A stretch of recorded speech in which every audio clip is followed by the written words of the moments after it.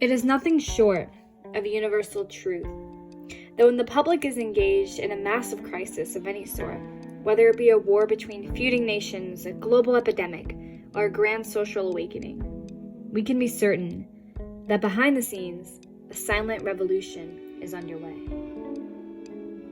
A prime representation of this phenomenon is best explained by the famous World War II commander who later served as the president of Harvard University for 20 years, Mr. James Bryant Conant. In the year 1959, Conant published an essay called The Child, the Parent, and the State, in which he writes, "The American public between 1930 and 1945 was so concerned with first the Depression, then a global war that few fully realized that a revolutionary transformation of the schools had just occurred." If you are at all curious to learn more about this revolutionary transformation Conant had alluded to, you need only read the books and documents that were compiled by key reformers of the 19th and 20th centuries, who helped engineer such a scheme unthinkable by most.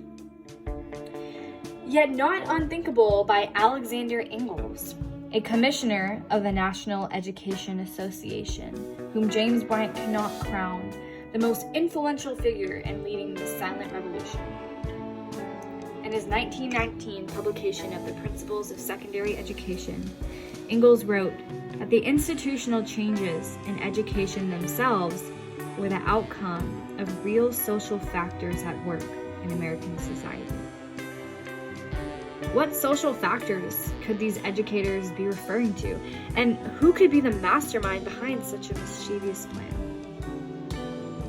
The answers to these inquisitive inquiries are not simply stated, nor can they be easily explained. However, if you're willing to search long and hard, you will certainly uncover the light at the end of the tunnel that reveals the disturbing answer as to what influenced the cultivation of such a story.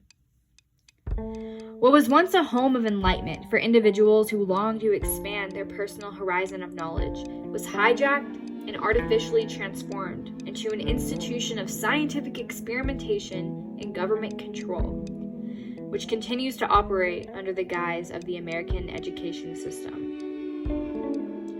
Even more fascinating is how few folks are aware of the roots of our school system, which stemmed directly from the 19th century police state of Prussia, which was later conglomerated into modern-day Germany.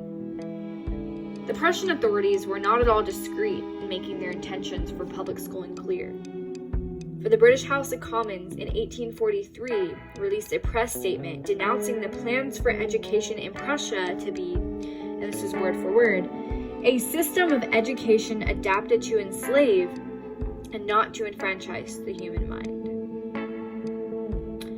Consequently, the infectious virus of Prussian education began to pollute our nation beginning in 1852, after Horace Mann, the father of American education, lobbied heavily to pass the first compulsory schooling law in Massachusetts. He was inspired to do so upon his return from a research expedition in Prussia, where he noted of the schools there to be decidedly superior than any in this country.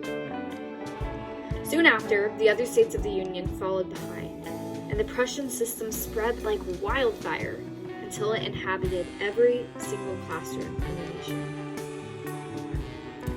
Such a system derived from a unified police state has only one real agenda in mind: to develop a homogeneous class of peoples trained only well enough to work in the factory, and to assemble a world-class military force. Such a system cares not in the fulfillment of individual desires or personal success, for those pose a serious threat to the plans for this utopian dream in mind. Rather, such a state trades a child's happiness for the materialistic, artificial gift of productivity, and unknowingly, the children surrender their freedom willingly to the state's molding hand. A great representation of this practice infecting the American school system is stated by Elwood P. Cobberly, who not only served as the dean of the Teachers College at Stanford, but also as the official elementary historian of the 20th century. In 1916, Cobberly published a book called Public School Administration, where he concluded that our schools are, in a sense, factories, in which the raw products, the children, are to be shaped and fashioned into products to meet the various demands of life. As I continued to analyze these documents, speeches, and novels composed by the shapers of modern schooling, I took a fervent notice of the consistent mentioning of phrases such as the various demands of life and the necessary plans to be met, their frequent repetition upon each other. And it quickly dawned on me that there was a new agenda in mind, with strict policies to be imposed upon society as rapidly as possible. A new world order was underway, and the visionaries of this grand utopian scheme needed a means by which to shape these new ideals innately in the minds of the people, who would certainly be reluctant to accept such a dehumanizing agenda had they only been aware of its implications. And thus, the shapers reasoned that the modern school system was the most efficient tool in the execution of their plans for a reimagined society, crafted explicitly in their image, which has nothing to do with that of our own.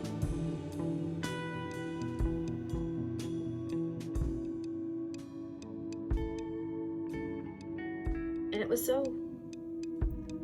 Beautifully, elegantly, and silently, they took control of the most sacred aspect of human life that could possibly exist, the power of individual thought.